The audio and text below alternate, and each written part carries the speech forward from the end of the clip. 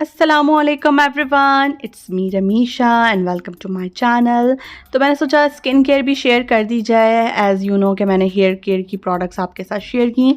तो currently I am using pure skin का deep cleanse face wash and refreshing toner because I have acne prone skin.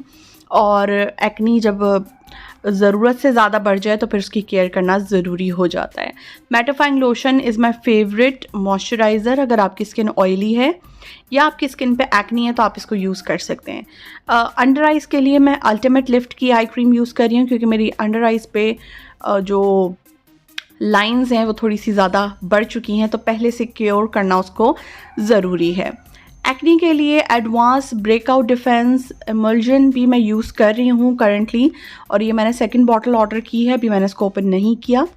और day time पे SPF ज़रूरी है। अपने scars को ट्रीट करने के लिए कोलेजन का रिंकल पावर क्रीम ज़रूरी है, तो मैं इसको यूज़ करती हूँ। वैसे अगर मैं बात करूँ डे नाइट में तो मुझे नाइट क्रीम ज़्यादा पसंद है, इसीलिए वो जल्दी ख़त्म हो जाती है।